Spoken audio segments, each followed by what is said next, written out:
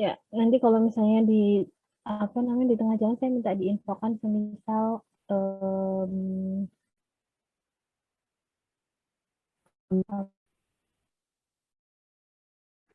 dari sayanya ada putus-putus dan lain-lain gitu ya. Karena siapa tahu saya sendiri juga ada gangguan sinyal, nggak mau infokan via chat, mungkin nanti saya bisa telat. Kita lanjutkan ya untuk topik ke-7 mata kuliah biologi manusia. Um, Ya, selanjutnya setelah teman-teman belajar kemarin tentang proses pembentukan energi yaitu ATP pada mitokondria, hari ini teman-teman akan belajar bagaimana proses sintesis protein yang juga merupakan bagian dari tahapan metabolisme. Artinya, untuk bisa membantu kelancaran dari proses metabolisme, proses sintesis protein itu juga diperlukan. Yang mana sintesis protein sendiri adalah bagian dari ekspresi gen. Ya. Jadi pertemuan kali ini teman-teman akan belajar tentang asam nukleat yang nantinya akan menjadi eh, apa ya eh, bahan utama gitu ya untuk bisa melakukan sintesis protein. Dan ekspresi gen sendiri adalah rangkaian proses penggunaan informasi dari suatu gen untuk sintesis produk dari gen fungsional itu. Salah satunya produk-produk tersebut adalah protein, sehingga bagian dari ekspresi gen sendiri adalah sintesis protein itu sendiri. Sehingga harapannya hari ini teman-teman bisa menjelaskan tentang tahapan-tahapan sintesis protein yang tentunya akan diawali dengan perkenalan terlebih dahulu terhadap struktur dan fungsi DNA, RNA, lalu baru masuk ke tahapan sintesis protein.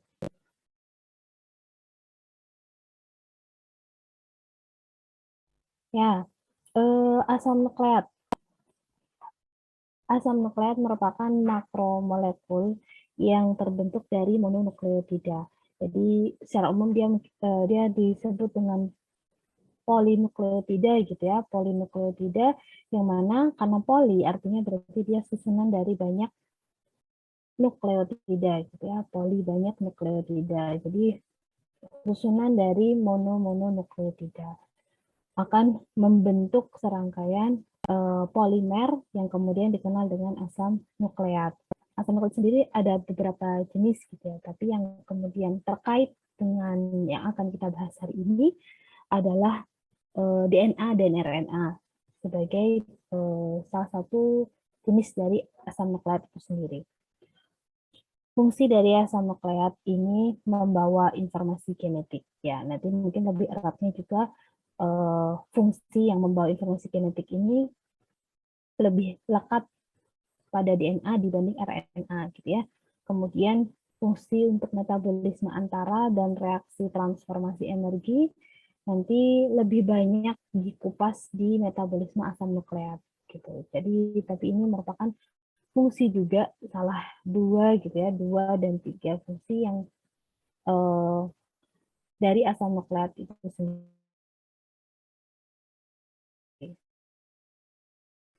Disampaikan di awal, asam nukleat merupakan susunan dari mononukleotida.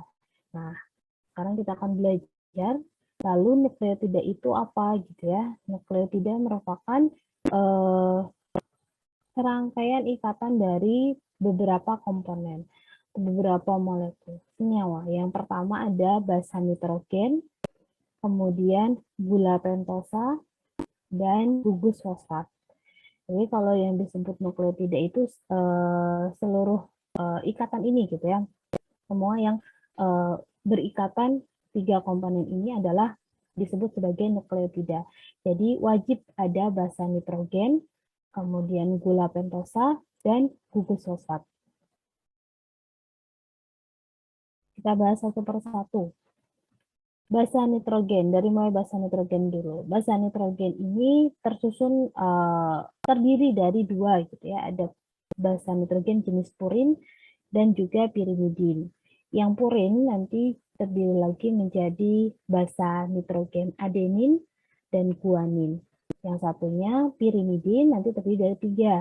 Ada basa nitrogen sitosin, timin, dan urasil. Ya, ini untuk merefresh lagi pengetahuan teman-teman yang sebelumnya tentu sudah didapat waktu di jenjang SMA gitu ya. Jadi kita refresh lagi saja basa nitrogen, bagian-bagian atau jenis-jenisnya adalah purin dan pirimidin, dan nanti masing-masing punya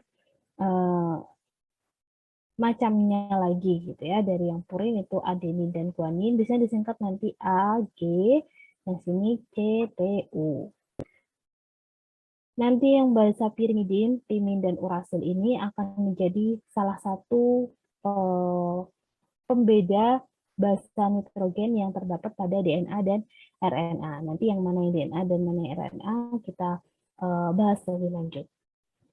Nah, struktur yang kedua ada ya, gula pentosa itu ada 2 macam, yaitu gula pentosa ribosa dan deoksiribosa. Kalau disebut gula pentosa itu dikarenakan dia tersusun dari 5 atom karbon ya, 5 penta gitu ya. Jadi disebutnya gula pentosa. Kalau glukosa itu kan 6 atom karbon yang kemarin jadi substrat utama proses glikolisis ya kan. Nah, sedangkan pada DNA atau RNA itu strukturnya adalah gula pentosa. Jadi atom karbonnya hanya 5.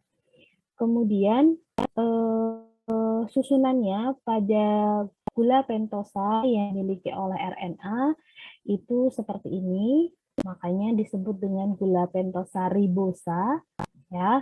Sedangkan pada DNA itu strukturnya sebelah kanan. Kenapa dia disebut deoksiribosa? Karena dia pada rantai, pada atom karbon nomor 2 dia kehilangan oksigen. Ya, di sini dikasih penanda gitu ya, diberikan apa namanya highlight kalau di bagian ribosa di sini lengkap gitu ya, sedangkan di bagian deoksiribosa dia kehilangan oksigen, makanya dikenal dengan deoksi gitu ya, kehilangan oksi gitu, ketiadaan oksigen tapi satu gitu, jadi deoksiribosa. Nah, ini yang membedakan juga antara DNA dengan RNA. Kenapa? Karena DNA tadi D-nya adalah deoksiribosa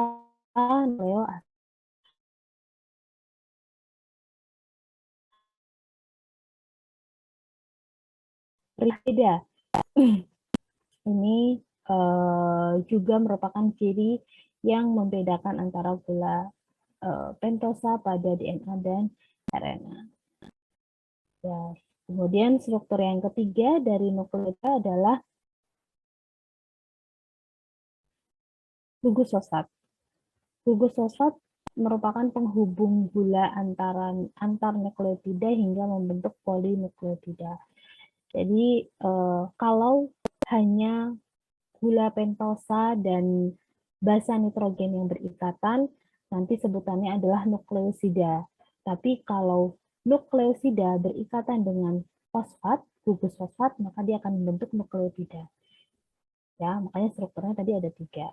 Kemudian gugus fosfat ini merupakan nanti akan menjadi penghubung antara nukleosida yang satu dengan nukleosida yang lain, sehingga kemudian membentuk polinukleotida gitu ya. Jadi yang bisa membentuk ikatan, karena fosfat ini kan berikatannya dengan atom karbon nomor 5 pada gula pentosanya gitu ya. Gugus fosfat ini berikatan dengan atom karbon nomor 5 aksen ini berarti atom karbon nomor 5 pada gula pentosa yang dimiliki nukleotida tertentu. Untuk supaya dia bisa berikatan antara satu nukleotida dengan nukleotida yang lain, maka gugus fosfat ini harus berikatan dengan gula pentosa yang lainnya. Gitu ya. Jadi cara antar mononukleotida atau antar nukleotida itu bergandengan itu dengan bantuan gugus fosfat. Nah, gugus fosfatnya nanti akan berikatan membentuk ikatan dia cepat dengan gula pentosa di nukleotida yang lainnya, nukleotida temannya. Nah, untuk lebih jelas teman-teman bisa lihat slide ini. Ini merupakan contoh rangkaian nukleotida. Oke, kalau ada satu nukleotida kan mononukleotida. Kemudian kalau nukleotida bergandengan, nukleotida satu dengan yang satunya, jadi dua nukleotida, jadi dinukleotida. Kalau ada banyak, nanti jadi polinukleotida. Nah, ini disebutkan, dicontohkan gitu ya, ada 4 jenis nukleotida. Kenapa jadi 4 jenis? Karena dia memiliki basa nitrogen yang berbeda-beda. Nukleotida pertama, basa nitrogennya guanin. Yang kedua, basa nitrogennya sitosin. Yang ketiga, adenin. Yang keempat, timin. Ya kan? Tapi secara gula pentosa dia pasti sama. Tidak mungkin yang deoksi kata ini ribosa lagi. Itu tidak bisa. Jadi biasanya yang berbeda-beda adalah rangkaian basa nitrogennya. Ya, tapi kalau misalnya ini ribosa, maka di sini juga semuanya gula pentosa ribosa. Gugus fosfat juga sama, gugus fosfat semua. Tidak ada jenisnya gitu ya tadi.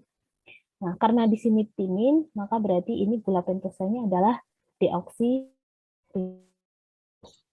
Kemudian agar supaya nukleotida ini bisa saling bergandengan, maka gugus fosfat harus berikatan dengan gula pentosa pada nukleotida temannya.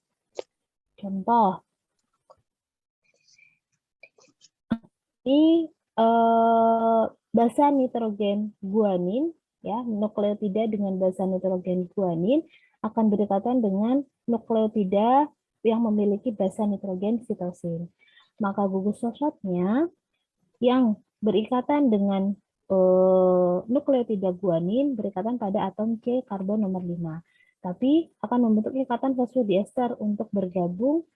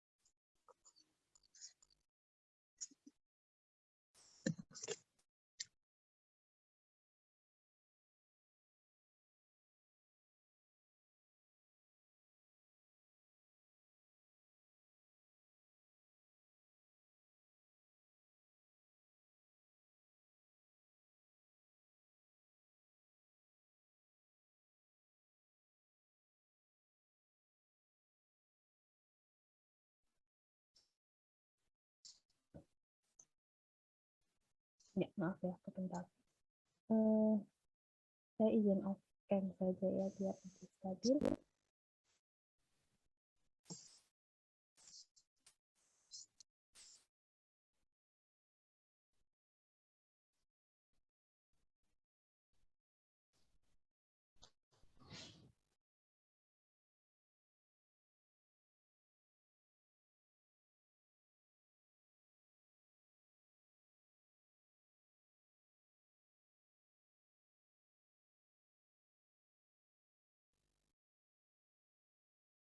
Sudah terlihat ya?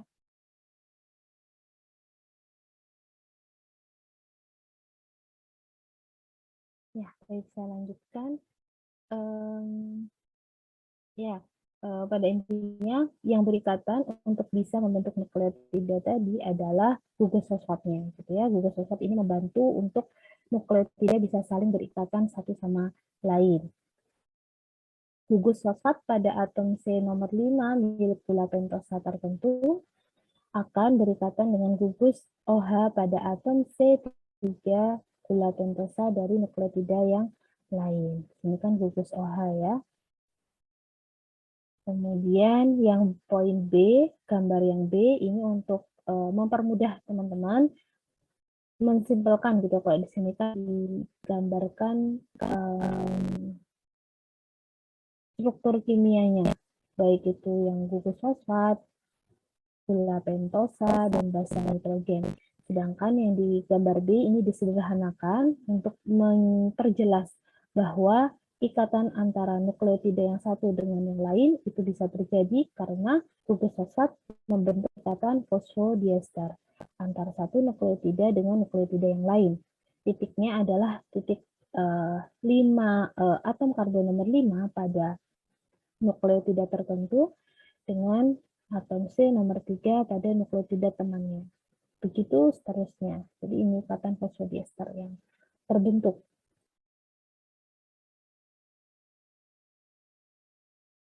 Nah, karena tadi asam nukleat atau nukleotidanya sudah saling berikatan satu sama lain, sudah bisa membentuk polinukleotida, maka kita teman-teman sudah paham gitu ya bagaimana polinukleotida akhirnya terbentuk dari rangkaian nukleotida yang saling bergandengan. Kemudian nanti akan membentuk tentunya kalau gula pentosanya deoksiribosa, maka akan membentuk DNA. Kalau itu adalah rangkaian nukleotida dengan gula pentosa ribosa, maka akan membentuk RNA, gitu ya. Nah, sekarang kita masuk ke struktur DNA. Kita kemudian akan berkenalan lebih dalam dengan DNA itu sendiri. Ya, karena DNA juga bagian dari asam nukleat, maka dia harus terdiri dari basa nitrogen, gula pentosa deoksiribosa, tapi ini lebih detail ya. Kalau nukleotida tadi kan yang penting gula pentosa, tapi jenisnya masih belum spesifik. Sedangkan kalau DNA dia sudah spesifik, gula pentosanya harus deoksiribosa. Kemudian dan dengan ada gugus fosfat juga. Nanti kalau tidak ada, dia baru disebut nukleosida, tapi nukleosida tidak bisa berikatan dengan nukleosida yang lain, ya kan? Nah, karena dia harus berikatan untuk membentuk polinukleotida, maka harus ada gugus fosfat yang kemudian disebut dengan rangkaian nukleotida. Ya, intinya strukturnya ada 3. Basa nitrogen akan berikatan dengan atom karbon nomor 1. Nah, ini untuk memperjelas satu molekul nukleotidanya dulu. Basa nitrogen akan berikatan dengan atom karbon nomor 1. Jadi urutannya 1, 2, 3, 4, 5. Ya, dari sini titiknya. Atom karbon nomor 1 ini tempat yang berikatan dengan basa nitrogen. Kemudian atom karbon nomor 5 untuk dapat. Nanti yang atom karbon nomor 3 untuk berikatan dengan gugus fosfat dari teman, gitu ya. Jadi ada 3 titik untuk bisa jadi tempat berikatan. Kemudian gambar yang B adalah satu helai DNA yang terdiri dari 4 basa nitrogen. Karena DNA strukturnya double helix, tapi di sini disederhanakan dulu untuk bisa memahami gitu ya. Sebetulnya seperti tadi, hanya saja ini didetailkan bahwa ini sudah dalam bentuk DNA gitu ya. Tapi yang lihat utas tunggal, utas tunggal. Satu utas dari DNA itu tentunya merupakan sama seperti tadi rangkaian nukleotida yang terdiri dari gula pentosa. Di sini contohnya ada 4 nukleotida penyusun DNA yang berikatan satu sama lain yang membawa basa nitrogen yang berbeda. Di sini membawa guanin, basa nitrogen ini adenin, di sini sitosin, dan yang satunya timin. Kemudian ikatan yang terbentuk antara gugus fosfat guanin yang membawa guanin gitu ya, dan dengan gugus fosfat yang memiliki basa adenin, ini ikatan fosfodiester. Di sini gugus fosfatnya. Nah, kurang lebih secara struktur kimia, gambar visualisasi ikatan yang terjadi dalam rangkaian nukleotida DNA adalah seperti ini. Ini baru utas tunggalnya. Sedangkan tadi saya sampaikan ya bahwa DNA itu double helix. Ia terdiri dari 2 utas yang saling berpilin. Artinya kalau diibaratkan tali gitu ya, ada 2 tali yang dia saling memilin satu sama lain. Berpilin seperti ini. karena dia berpilin gitu ya, dan memang area yang di luar atau di sini digambarkan warnanya merah ini gitu ya, yang menghadap keluar ini merupakan gugus fosfat dan juga gula pentosa. Artinya yang menghadap keluar adalah gula pentosa dan gugus fosfatnya. Sedangkan yang saling bertemu berhadap-hadapan ini adalah basa nitrogennya. Oke, nah tadi kan satu utasnya terdiri dari gugus fosfat, gula pentosa, dan basa nitrogen. Karena masing-masing punya gugus fosfat, basa nitrogen, dan gula pentosa, maka akan saling bertemu, berhadapan. Dan memang antar basa nitrogen yang satu dengan basa nitrogen yang pita yang satunya, gitu ya, utas yang satu dengan utas yang satunya, di antara fosfat dengan gula membentuk ikatan fosfodiester, sekarang antara basa nitrogen membentuk ikatan hidrogen. Dan tidak bisa antara basa nitrogen asal gitu ya, basa nitrogen satu bertemu dengan basa nitrogen yang lain. Tidak, jadi sudah ditakdirkan jodohnya gitu ya. Jadi kalau adenin pasti berikatannya dengan timin atau urasil. Jadi sama-sama yang beda, yang satu pirin, yang satu pirimidin. Kemudian kalau guanin ini berikatan dengan sitosin gitu. Yang satu pirin, yang satu pirimidin. Tapi tidak bisa guanin berikatan dengan timin, kemudian sitosin berikatan dengan adenin, itu tidak terjadi seperti itu. Gitu. Jadi ini sudah punya jodohnya masing-masing dan pasti akan berikatan sesuai dengan partnernya, gitu ya. Dan antara adenin dengan timin, ikatan hidrogen yang terbentuk ada 2 ikatan. Sedangkan pada guanin dan sitosin, ikatan yang terbentuk ada 3 ikatan. Ya, ikatan yang lebih banyak ini kemudian membentuk ikatan yang lebih kuat. Jadi kalau antara basa nitrogen guanin dan sitosin, ikatannya lebih kuat dibanding yang ikatan antara adenin dengan timin. Panjang DNA manusia sekitar 2 meter per sel. Ya, karena letak dari DNA sendiri kan memang di dalam inti sel. Satu inti sel ini bisa memiliki DNA dengan panjang 2 meter. Tentunya dipadatkan gitu ya dalam bentuk kromosom. Dan akhirnya panjang DNA seluruh tubuh manusia gitu ya, karena baru satu sel saja sudah 2 meter. Kalau di dalam seluruh tubuh manusia, seluruh inti selnya kemudian diperkirakan sekitar kurang lebih 2 meter kali 10 pangkat 10 kilometer.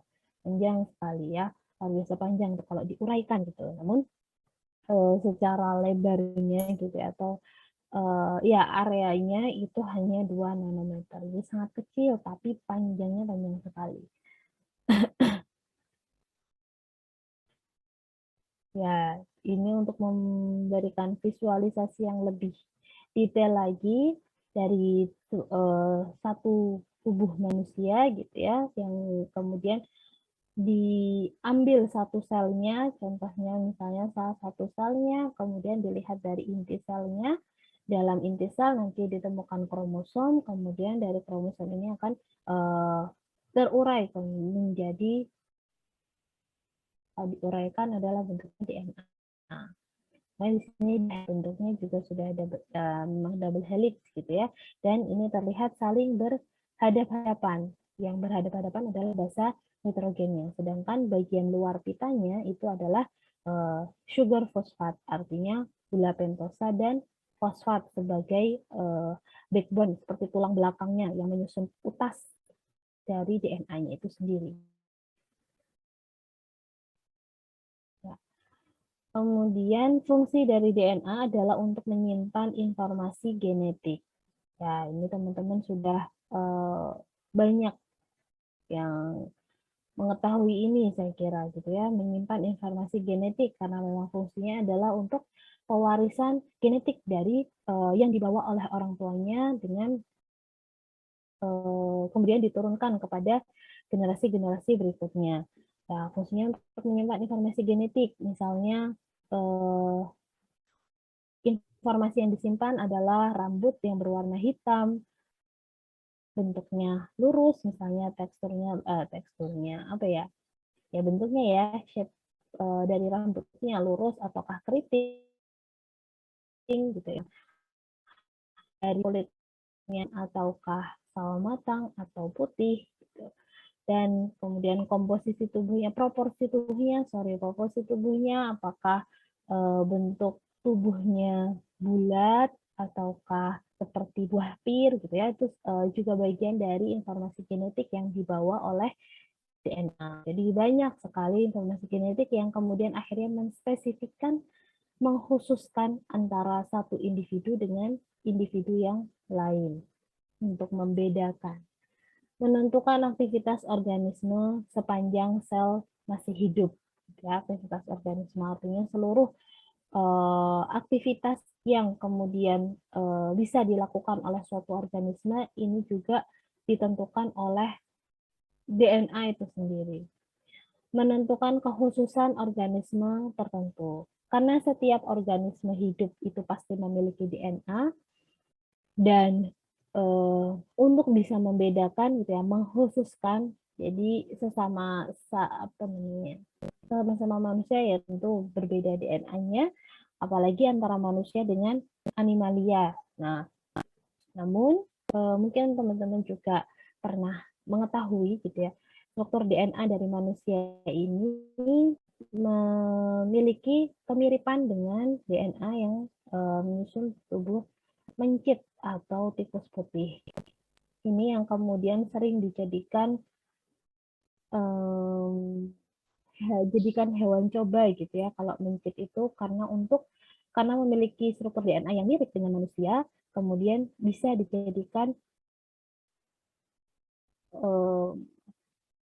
bisa membantu dalam proses penelitian.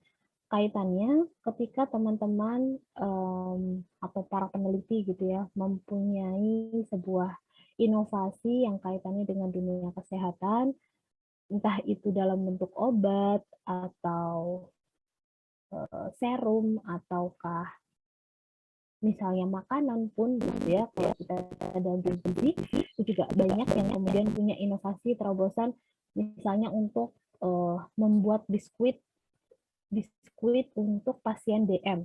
Nah, itu kan artinya kita memberikan intervensi yang harus dikonsumsi oleh manusia. Namun tidak dibolehkan gitu ya serta-merta kita ketika sudah mengolah suatu produk tertentu yang kita asumsikan setelah kita lakukan uji lab dan sebagainya, kita berikan kepada pasien diabetes mellitus misalnya. Ini sebuah konteks yang buat saya contohkan untuk bisa memberikan gambaran bagi teman-teman. Nah, maka tahapan-tahapan dari proses penelitian itu harus ditempuh. Tidak bisa serta-merta langsung diberikan kepada manusia. Ada etika penelitian yang harus ditaati, ada tahapan penelitian yang harus dilalui. Setelah teman-teman melakukan serangkaian uji lab untuk betul memformulasikan suatu produk, ya misalnya contohnya di sini biskuit untuk pasien diabetes mellitus misalnya, maka tahap selanjutnya adalah teman-teman menguji cobakan kepada hewan coba. Biasanya dan memang umumnya yang bisa diberikan adalah mencit gitu ya, tikus, karena tadi struktur DNA-nya mirip dengan manusia. Lalu bagaimana mekanismenya? Ya untuk gambaran saja, untuk pengetahuan bagi teman-teman, karena struktur DNA-nya mirip, maka biasanya akan disesuaikan. Jadi mencitnya atau hewan cobanya akan dibuat punya penyakit diabetes mellitus.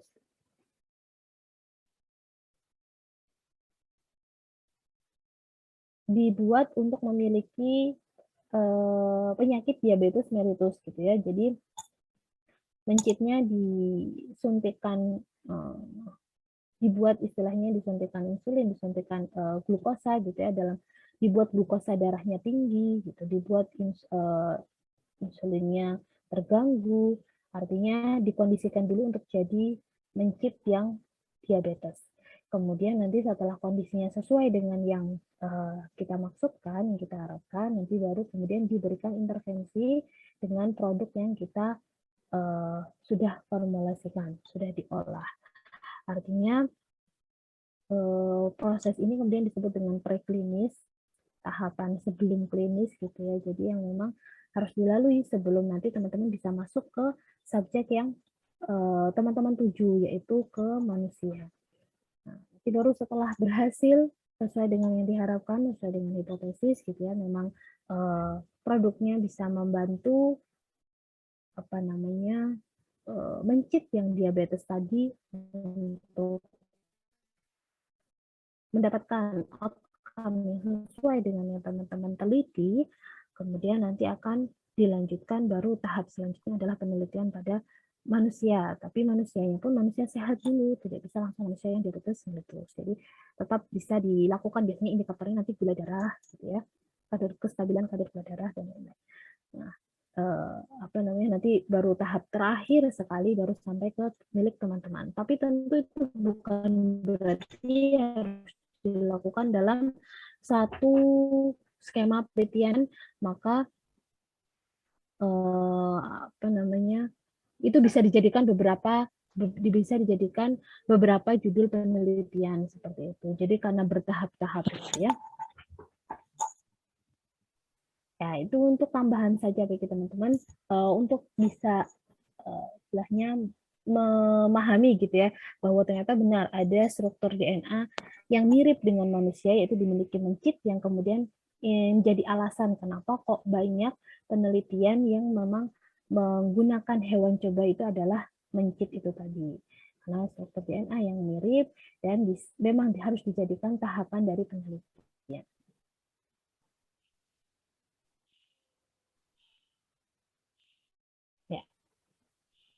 Ya, tadi itu adalah DNA. Sekarang kita berkenalan dengan RNA. Yang membedakan tadi, jangan lupa adalah basa nitrogennya dan gula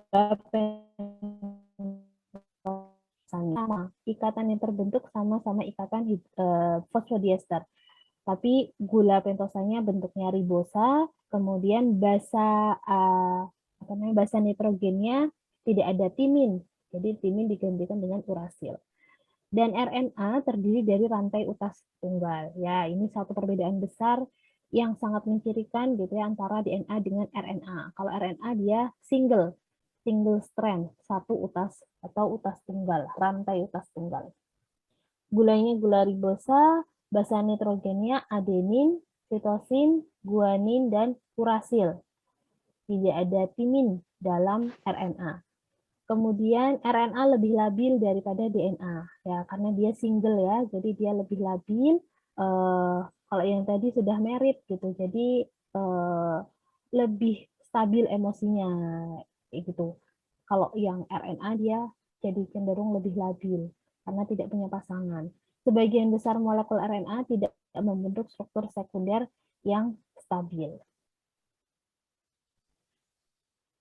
Oke, masuk ke fungsinya. Kalau DNA punya fungsi yang memang spesifik dan umum pada DNA, tapi kalau RNA dia menyesuaikan jenisnya. Karena RNA sendiri punya terdiri dari beberapa jenis gitu ya. Dan berkaitan dengan jenisnya, maka dia memiliki fungsi yang berbeda. Yang pertama ada mRNA atau messenger RNA. Pembawa informasi DNA untuk diterjemahkan menjadi protein dalam proses translasi. Jadi itu bagian dari tahapan sintesis protein. Yang perlu teman-teman garis bawahi untuk membantu belajar teman-teman gitu ya, messenger RNA, messenger artinya pembawa informasi gitu. Mudahnya seperti itu. mRNA, M-nya adalah messenger, dan messenger adalah pembawa informasi. Informasi siapa yang dibawa gitu ya? Informasi dari siapa? Dari DNA. Karena tadi DNA itu memang membawa informasi genetik, gitu kan? Nah, informasi genetik yang dibawa DNA kemudian yang dimiliki DNA akan dibawa oleh mRNA sebelum nantinya diterjemahkan menjadi protein. Jadi DNA dan RNA memang harus bekerja sama. dalam proses sintesis protein. Kemudian tRNA atau transfer RNA. Transfer RNA ini fungsinya adalah untuk membaca kode-kode genetik mRNA, ya, transfer artinya difungsikan sebagai transferring informasi gitu ya, dan juga mentransfer asam amino. Jadi dia punya dua fungsi untuk tRNA ini. Kode genetik yang tadi dibawa oleh mRNA ini akan dibaca oleh RNA. Lalu tRNA juga punya fungsi yang lain, yaitu mengangkut asam amino ke dalam kompleks translasi. Ya, untuk tadi ya proses translasi, kompleks translasi itu yang seperti apa nanti dibahas lebih lanjut. Yang ketiga adalah rRNA atau ribosom RNA. Merupakan tempat berlangsungnya translasi. Jadi rRNA ribosom, ya, R-nya adalah ribosom sebagai tempat berlangsungnya translasi. Baik, ini adalah slide perbandingan gitu antara DNA dengan RNA yang sebelumnya sudah teman-teman pelajari struktur dan fungsinya.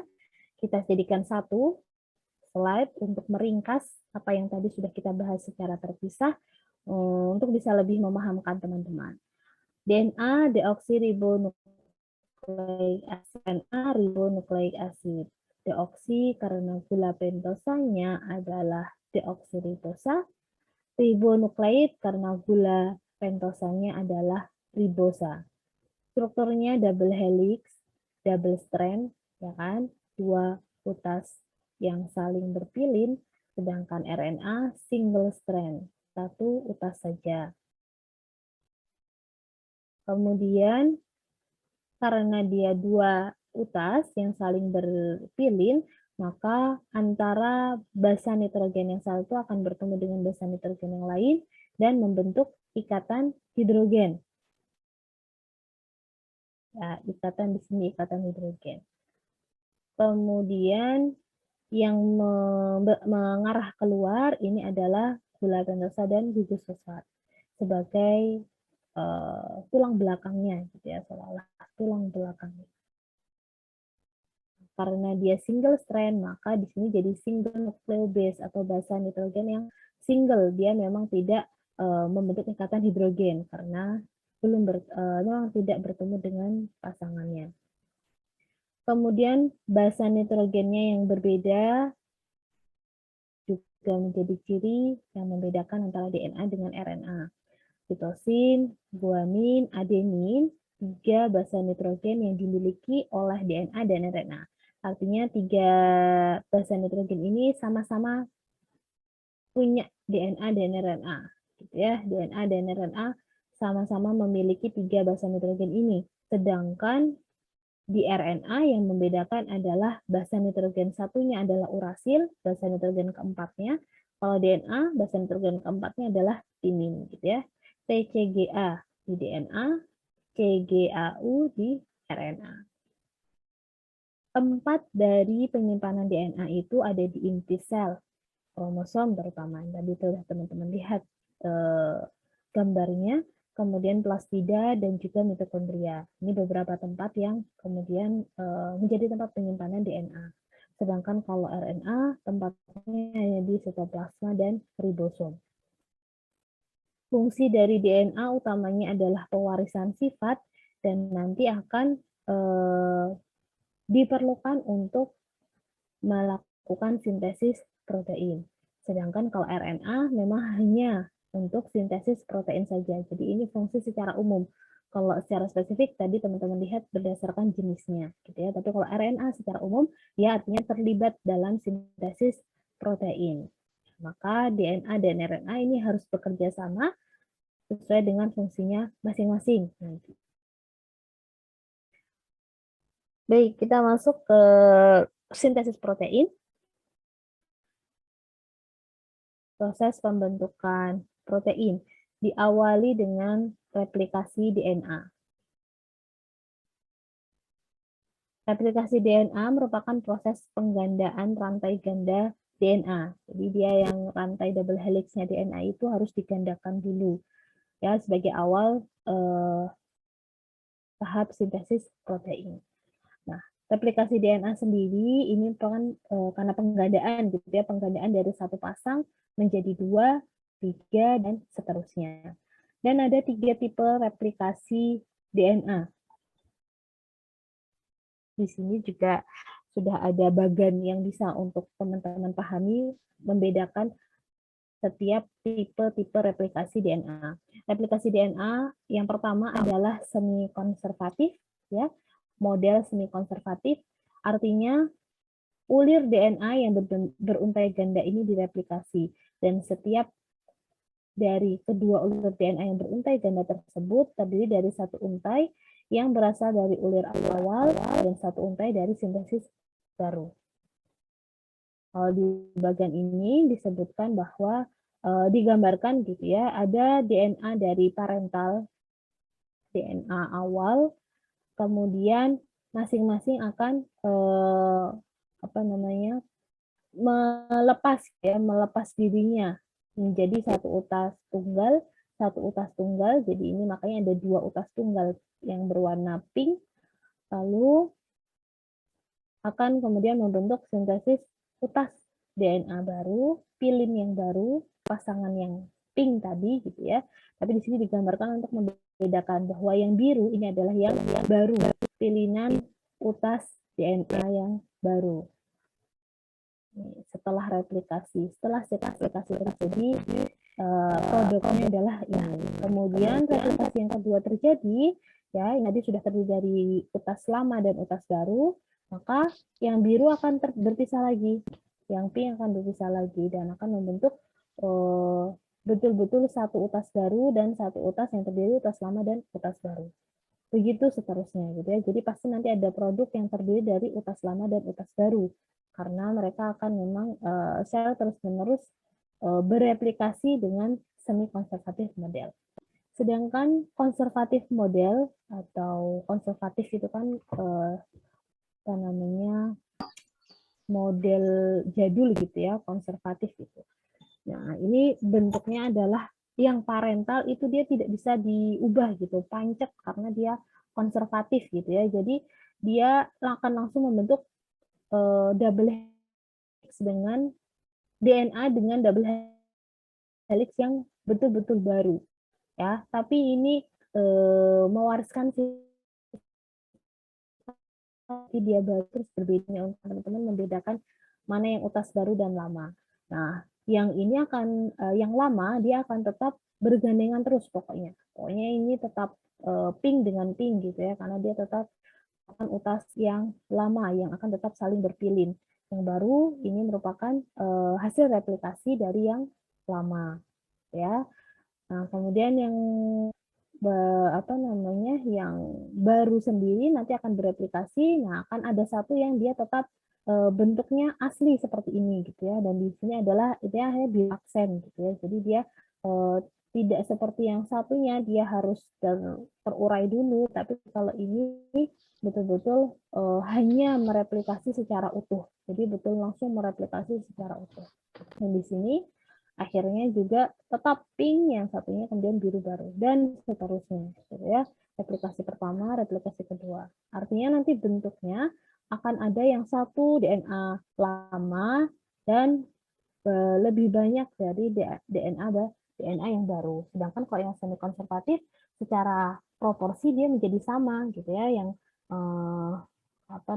mirip gitu ya, yang utas lama dengan utas baru, utas lama yang bergandengan dengan yang baru, kombinasi dengan utas lama yang baru, ini akan terus terjadi seperti ini.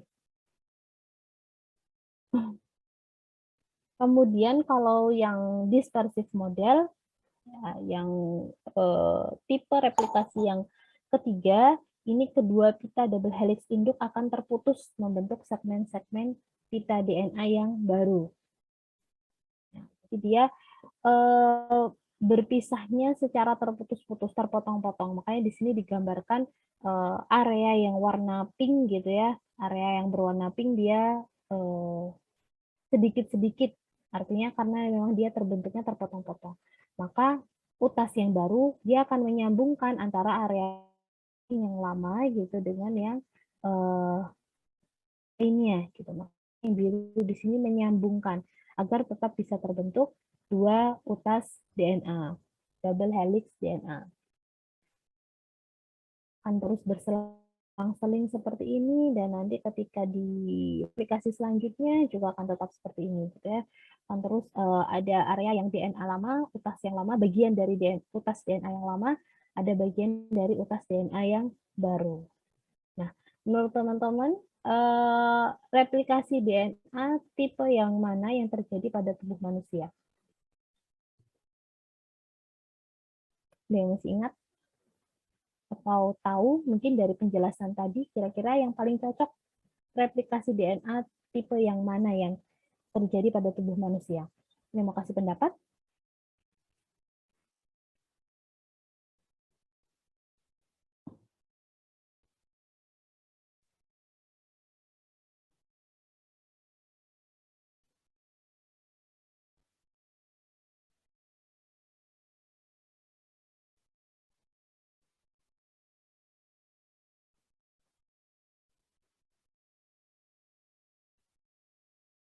Tidak ada? Nggak apa-apa loh. Yang B ya, konservatif model. Gimana Alif? Agak putus-putus. Si Alif Rahmawati. Yang B, yang konservatif model. Yang konservatif model. Kenapa?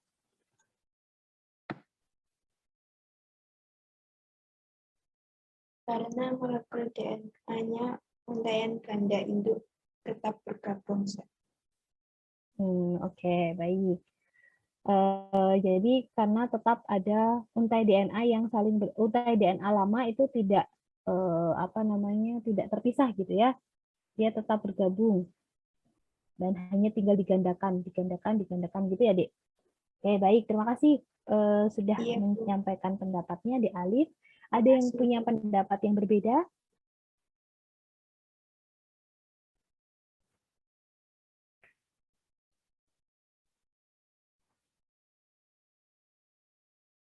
Apa sepakat semua dengan di Alif?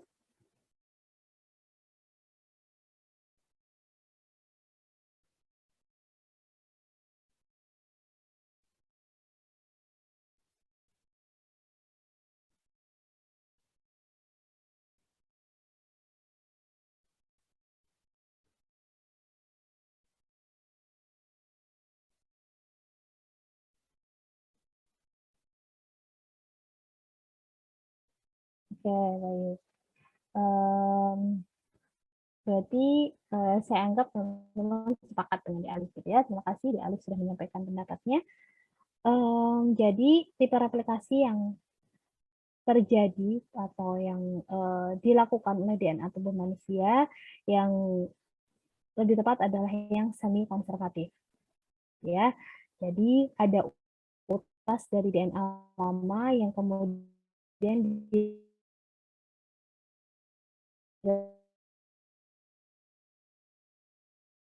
replikasi yang akan kemudian lebih memahami, karena tipe replikasi DNA yang terjadi di tubuh kita gitu ya, ini memang harus melalui tahapan seperti ini. Artinya dia memang harus memisahkan antar utas dulu untuk membentuk utas yang baru, yang memilih utas yang lama. Begitu seterusnya. Oke. Tahapannya seperti apa? Replikasi DNA. Kita bahas dari mulai yang pertama, DNA tadinya kan berpilin ya. Dia akan kemudian dibantu oleh enzim girase untuk membuat pilihan DNA itu terbuka dulu. Jadi biar bentuknya tuh lurus. Ya, karena kalau berpilin itu kan dia jelimet gitu ya, bahasa Indonesia, bahasa Jawa. Jadi kayak rumit ya. Tapi kalau untuk bisa melakukan replikasi dia memang harus dibuat lurus dulu. Diluruskan dulu jadi terlihat mana utas yang atas, mana utas yang bawah. Oke, setelah sudah berbentuk lurus, maka kemudian ada lagi enzim helikase yang akan memisahkan ikatan ganda dari DNA. Di sini digambarkan helikase enzimnya bentuknya seperti ini gitu ya, untuk memvisualisasikan saja. Enzim helikase menempel pada rantai DNA yang sudah lurus tadi dan akan membuat setiap utasnya membuka. Jadi seolah-olah ini kan berjalan. Jadi enzim helikase berjalan dari ujung kanan sampai ke sini. Dari ujung 3 aksen ke 5 aksen. Setiap enzim helikase berjalan, maka utas atas dan utas bawah akan terpisah. Nah, seperti resleting yang terbuka. Ya, visualisasinya adalah seperti resleting yang terbuka. Dan kemudian akan membentuk garpu replikasi atau replication fork. Maka di sini seperti garpu gitu ya, untuk memudahkan juga. Dan setelah utas utas atas dan utas bawah sudah sama-sama terpisah, akan ada protein pengikat rantai tunggal yang datang gitu ya untuk menstabilkan rantai tunggalnya. Ya, tadi kan kalau RNA teman-teman pelajari dia utas tunggal saja dan dia tidak stabil. Maka karena DNA itu tadinya berpasangan, dia tadinya double helix, kemudian dipaksa berpisah, maka dia bisa menjadi masing-masing jadi khawatir, jadi tidak stabil, jadi labil gitu ya. Maka harus ada bantuan dari protein pengikat rantai tunggal. Nah, maka protein pengikat rantai tunggal akan sama-sama menempel di utas atas dan utas bawah atau di masing-masing utas. Fungsinya adalah untuk menstabilkan ya, biar mentalnya tetap stabil. Nah, kemudian setelah protein pengikat rantai tunggal ini menstabilkan setiap rantainya, maka akan ada enzim lain. Ya, jadi ini banyak enzim nanti yang berperan. Enzim selanjutnya adalah DNA polimerase. Fungsi dari DNA polimerase ini adalah untuk membentuk leading strand yang berkelanjutan. Leading strand itu apa sih?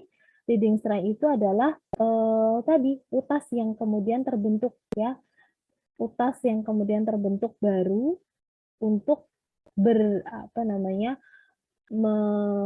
berpilin lagi gitu ya nantinya dengan DNA karena kan replikasi penggandaan. Nah, ini adalah utas yang digandakan yang baru. Oke, utas yang digandakan yang baru ini bisa terbentuk karena adanya enzim DNA polimerase. Dia juga akan berjalan. Enzim DNA polimerase akan berjalan dari ujung 3 aksen menuju ujung 5 aksen. Kemudian utas yang bisa berjalan dengan sempurna, terbentuk dengan mulus dan lancar, gitu ya. Ini adalah disebut dengan leading strand atau utas yang mengawali atau bukan mengawali, utas yang unggul, gitu ya. Utas yang unggul karena dia berjalan dengan cepat dan berjalan dengan tanpa hambatan, kayak jalan tol. Karena dia bisa berjalan langsung dari 3 aksen ke 5 aksen. Sedangkan utas yang bawah, nah utas yang bawah kan harus jalan dari 3 aksen ke 5 aksen. Tapi 3 aksen yang di sini belum terbuka penuh gitu karena dia kan jadi ini teman-teman melihatnya bukan satu-satu ya. Jadi bukan helikase menyelesaikan tugasnya dulu, lalu baru protein jalan, protein pengikat rantai, nanti baru DNA jalan gitu tidak. Tapi ini bisa berjalan bersamaan. Artinya ketika helikase sudah perlahan membuka, protein pengikat rantai langsung menempel. Nah, semuanya langsung bekerja sesuai tugasnya. Kemudian karena leading strand yang bawah ini utas yang bawah dia harus berjalan dari 3 aksen, tapi 3 aksennya artinya di sini seperti belum terbuka gitu ya. Maka hasilnya di sini bukan leading strand seperti yang atas, tapi dia adalah lagging strand. Lagging strand. Kenapa lagging strand? Karena dia utas yang terlambat gitu ya. Replikasi utas di sini terhambat. Karena kan harus jalan dari 3. Jadi dia terpotong-potong. Di sini nempel dulu, nanti terus jalan lagi. Jalannya itu terpotong-potong. Maka DNA polimerase ini jadi membentuk replikasi utas yang baru secara terpisah-pisah. Nah, namun ada bantuan primase, karena primase ini untuk membentuk RNA primer yang akan diperpanjang oleh DNA polimerase membentuk fragmen Okazaki. Nah, Jadi karena tadi dia harus berjalan dari 3 aksen menuju 5 aksen, yang terbentuk adalah RNA primer dulu. Dan RNA primer akan disambungkan antara RNA primer yang satu dengan yang lainnya dengan bantuan DNA polimerase dalam bentuk, ini antara RNA primer yang satu dengan yang lain adalah ada fragmen Okazaki untuk menyambungkan. Gitu ya. Nanti kalau sudah potongan-potongan dari fragmen Okazaki ini sudah terbentuk, akan dieratkan. RNA primer diganti dulu menjadi DNA. Jadi ini untuk sementara saja, makanya primer gitu ya. RNA primer akan diganti menjadi DNA. Setelah diganti dengan DNA akan dieratkan oleh enzim ligase. Jadi seperti lem, ligase, seperti lem fungsinya. Enzimnya adalah untuk menyambungkan antar potongan-potongan fragmen Okazaki hingga menjadi rantai yang utuh. Jadi biar nanti bentuknya seperti leading strand yang atas. Ya, jadi setiap ada 2 utas DNA yang sedang bereplikasi, pasti ada 1 utas yang membentuk leading strand, ada 1 utas yang akan membentuk lagging strand. Itu memang sudah alami terjadi gitu ya. Prosesnya seperti itu. Tapi nanti pada akhirnya masing-masing akan membentuk 2 utas DNA yang sama-sama perfect lagi gitu ya. Yang ini hanya tahapannya lebih lambat karena dia lebih terhambat itu tadi gitu ya. Tapi pada akhirnya akan sama-sama punya 2 utas DNA. Sama-sama hasilnya nanti jadi 2 utas DNA.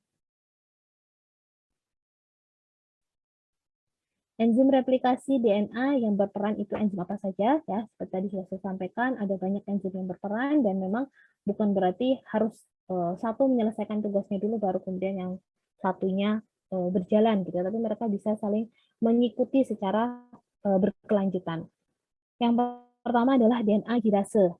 Tadi fungsinya adalah untuk meluruskan rantai helix DNA agar supaya baru bisa diproses ke tahap replikasi. Jadi dilurusin dulu nih sama enzim girase. Lalu setelah itu baru ditempeli oleh enzim helikase untuk membuka pilihan utas ganda DNA. Ya, fungsinya enzim helikase membuka pilihan utas ganda sehingga membentuk garpu replikasi. Lalu ada single strand DNA binding protein, ya terjemahannya ya protein pengikat utas DNA tunggal. Ya, karena tadi sudah berpisah, sudah tidak berpasangan lagi, jadi harus distabilkan dengan ditempeli protein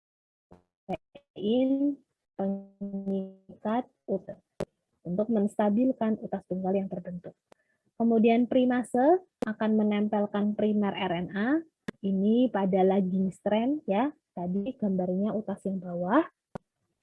Ditempeli dulu primer RNA karena belum siap untuk langsung DNA gitu ya. Jadi masih primer RNA. Baru nanti DNA polimerase akan menambahkan nukleotida yang baru.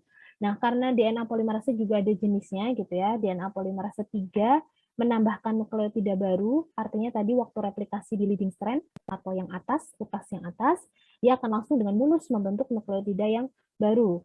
Sedangkan DNA polimerase 1 ini yang lebih banyak fungsinya di lagging strand atau di utas tadi yang bawah digambar gitu ya. Karena dia harus menggantikan primer RNA yang terbentuk digantikan dengan DNA. Nah, ada juga ligase, jangan lupa enzim ligase, lem gitu ya, dia yang menyambungkan, melekatkan antara fragmen Okazaki yang satu dengan yang lain. Sehingga tersusunlah utas tunggal yang baru. Ya, baik. Next slide, kita belajar tentang central dogma, atau dogma itu seperti kepercayaan gitu ya, atau keyakinan gitu. Jadi keyakinan atau kepercayaan yang sudah umum tentang bagaimana proses sintesis protein itu terjadi.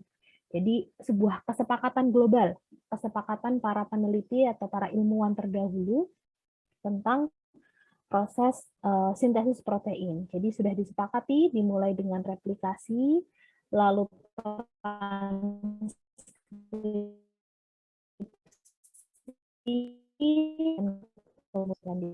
Nah, aplikasikan pelajari gitu ya, bagaimana prosesnya, enzim apa saja yang terlibat, kenapa harus terjadi replikasi dulu gitu ya. Dan tadi didetailkan lagi lewat video bahwa kenapa kok kita tipenya semi konservatif gitu ya, karena memang fungsinya adalah untuk menjaga kelestarian dari DNA itu sendiri. Karena kita kan pewarisan sifat, fungsi DNA di manusia juga gitu kan, mewariskan sifat dari orang tua. Sehingga ada satu utas lama yang dilestarikan dan akan membentuk satu utas baru hasil replikasinya. Kemudian setelah direplikasi, kita akan masuk ke tahap transkripsi.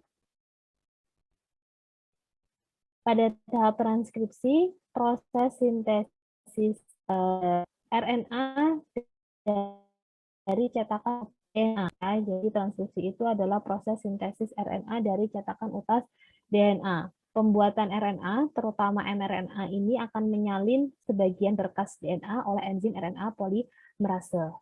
Dan hanya satu dari dua utas DNA yang berperan sebagai cetakan. Jadi tadi setelah direplikasi, kan berarti sudah terbentuk DNA yang terreplikasi gitu kan. Kemudian nanti satu utasnya akan berfungsi sebagai cetakan pada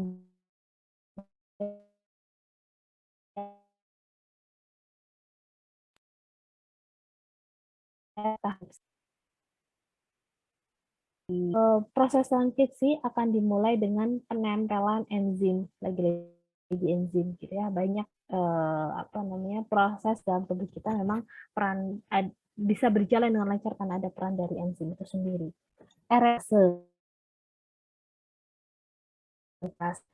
Proses transkripsi sendiri terbagi menjadi 3 tahap. Jadi ini bukan jenis, tapi tahapan. Dimulai dari tahap inisiasi, lalu elongasi, lalu terakhir terminasi. Proses inisiasi berjalan ketika RNA polimerase sudah bertemu dengan promotor. Artinya titik awal, ya, promotor itu titik awal untuk bisa melakukan proses transkripsi. Nah, RNA polimerase sudah bisa mendeteksi di mana itu promotor, maka dia akan menempel pada utas tersebut. Oke, RNA polimerase akan menempel pada utas tersebut karena sudah bertemu dengan promotor, dan disitulah proses inisiasi terjadi. Setelah RNA polimerase menempel, dia akan berjalan dari utas 3 aksen ke 5 aksen. Seperti tadi ya, RNA polimerase berjalan dari 3 ke 5 aksen, dan kemudian sembari berjalannya RNA polimerase, dia akan membentuk utas RNA. Kan utas RNA satu utas ya, utas tunggal. Nah, RNA polimerase ini akan membentuk sembari berjalan, dia menerjemahkan informasi genetik yang tersedia pada cetakan utas DNA yang sedang ditempeli. Nah, ini mRNA yang terbentuk, ya ini gambarannya mereka terurai gini karena mereka membawa pesan atau informasi dari DNA yang sedang ditempeli oleh enzim tersebut. Terus berjalan, maka di sini disebut elongasi karena pemanjangan ya. Jadi dari titik nukleotida yang terbentuk, tersambung dan seterusnya, dan akhirnya membentuk mRNA. Ini lebih tepatnya mRNA. Kemudian terus berjalan sampai akhirnya bertemu dengan terminator. Kalau inisiasi harus diawali dengan pertemuan antara RNA dengan promotor, kalau terminator atau terminalnya gitu ya, tempat pemberhentian adalah tanda bahwa RNA polimerase tugasnya sudah selesai. Ketika RNA polimerase sudah bertemu dengan terminator, maka terjadilah proses terminasi. Oke? RNA polimerase bertemu dengan terminator, proses terminasi, dan akhirnya RNA polimerase lepas. Oke, tugasnya sudah selesai, bisa lepas RNA polimerasenya, dan terbentuklah akhirnya mRNA.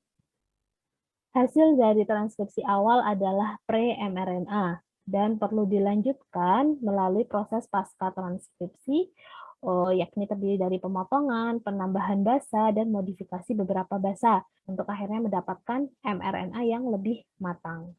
ya, mRNA yang nantinya siap untuk tahap selanjutnya, yaitu translasi. Nah, ini tahap terakhir dari sintesis protein. Dan translasi merupakan translate gitu ya, pentranslatean atau penerjemahan. Jadi prosesnya memang menerjemahkan untaian nukleotida mRNA menjadi asam amino atau protein.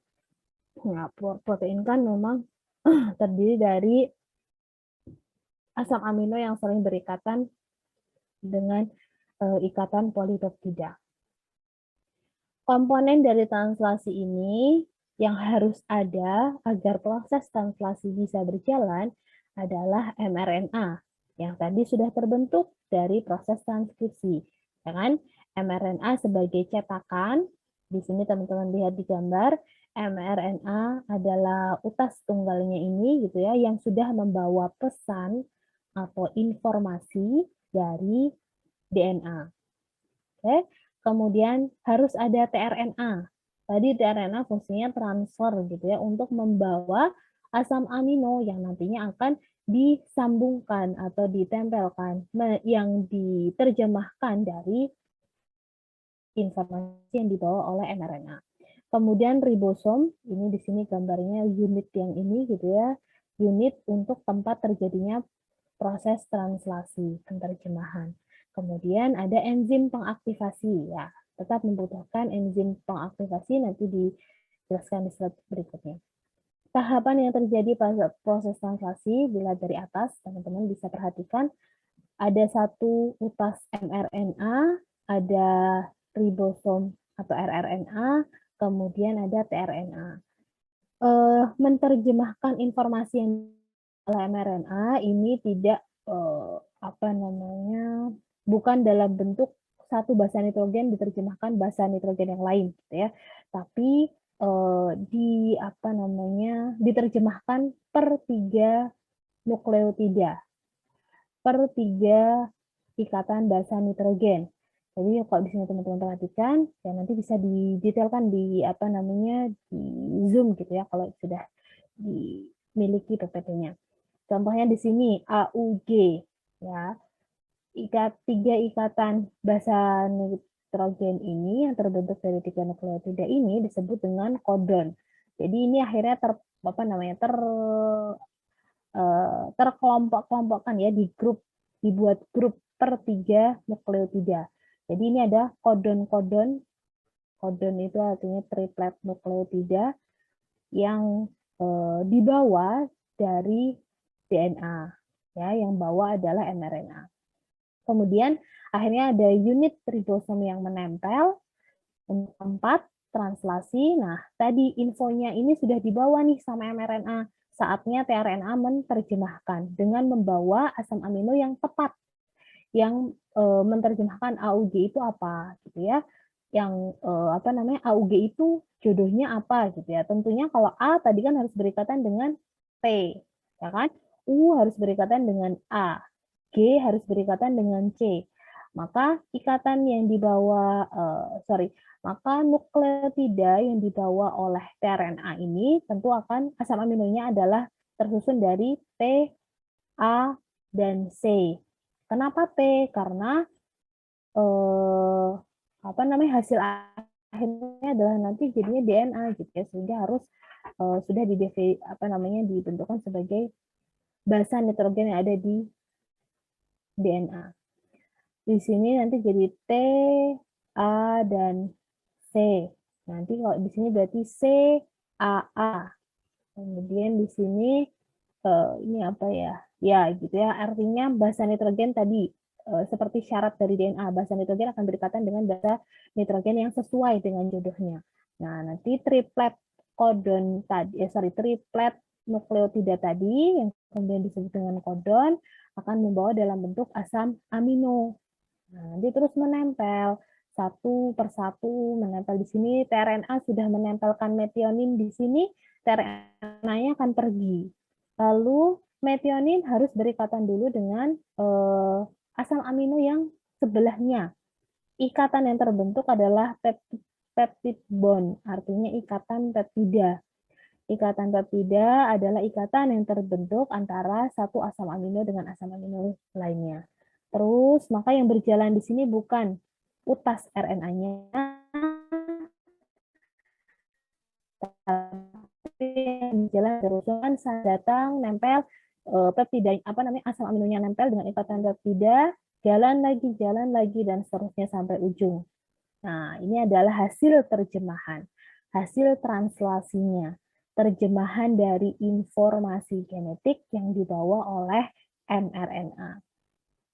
Terbentuklah asam amino yang saling berikatan, ya, menjadi protein, gitu ya, karena asam amino polipeptida. Ikatan peptidanya terbentuk banyak polipeptida, gitu ya, asam amino dengan banyak ikatan polipeptida. Akhirnya terbentuklah protein. Enzim yang berperan apa? Yaitu aminoasil tRNA sintase untuk menautkan tRNA dengan AA. Ya, tRNA ini harus butuh bantuan enzim untuk bisa mengangkut asam aminonya, yaitu dengan aminoasil tRNA sintase. Lalu peptida transferase merangkaikan satu asam amino dengan asam amino lain pada subunit yang besar. Nah, ini butuh enzim juga, namanya peptida transferase, agar ikatan antara asam amino bisa terbentuk. Nah, ini tadi yang saya sampaikan terkait dengan kode genetik, gitu ya, mengandung triplet nukleotida, kita kenal dengan sebutan kodon. Jadi diterjemahkan sebagai kelompok base nukleotida yang tersusun dari 3 nukleotida, gitu ya, triplet nukleotida. 3 nukleotida ini bahasanya akan membentuk diterjemahkan sebagai asam amino, ya. Kodon-kodon ini adalah diterjemahkan sebagai asam amino. Makanya di sini ada sekitar, ini kalau hasil kombinasi, gitu ya, kombinasi antara triplet nukleotida ini menghasilkan 20 asam amino.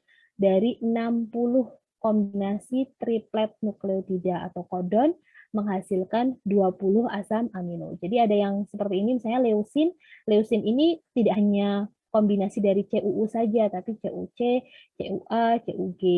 Terus prolin juga sama, ada banyak, gitu ya. Jadi tidak melulu satu kodon terus hanya satu asam amino.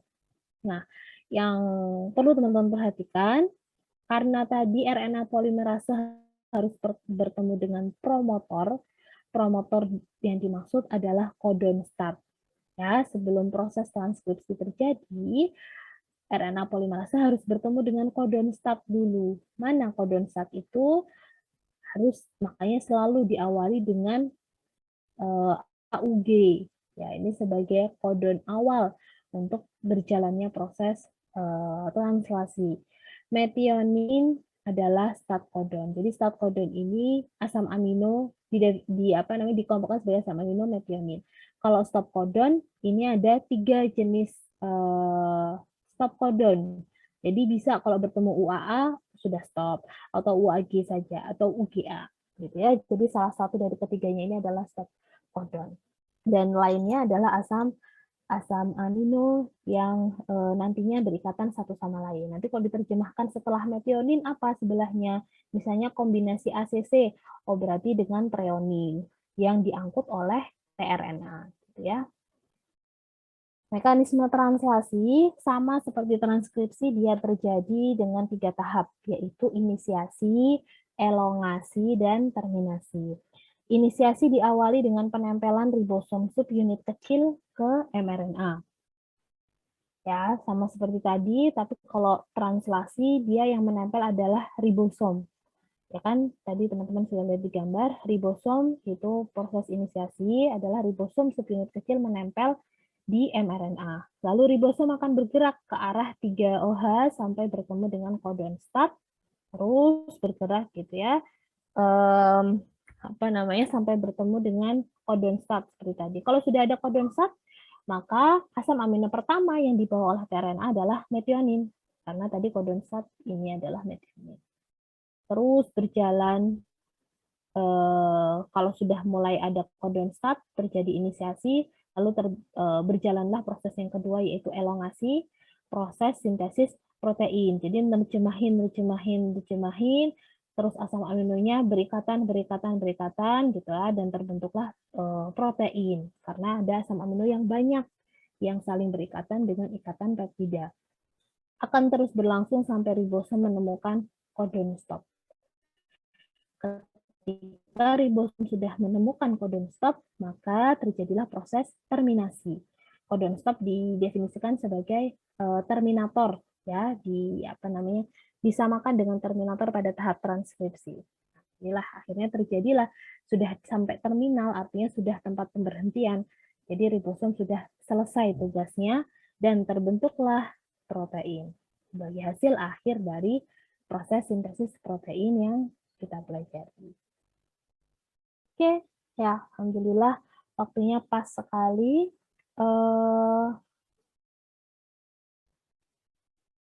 Ya, itu tadi adalah materi untuk topik yang ketujuh ya, asam nukleat dengan sintesis protein. Nanti saya pelajari lebih lanjut, ini karena sudah saya record juga, nanti bisa teman-teman review kembali untuk bahan belajar ya. Insya Allah Senin sudah dimulai UTS-nya gitu ya, jadi bisa teman-teman pelajari lebih lanjut. Kemudian video-video yang penunjang lainnya nanti saya bagikan agar supaya bisa teman-teman membantu pemahaman teman-teman semua. Gitu ya, saya kira bisa kita cukupkan untuk pertemuan hari ini. Kalau ada yang mau ditanyakan, mungkin bisa ditanyakan langsung, bisa di kolom PCR ya, tempat saya share ini nanti, atau teman-teman tanyakan via Japri juga boleh ya. Jadi nanti silahkan, karena waktu kita terbatas, jadi diskusi di kelas kita skip dulu untuk sesi ini.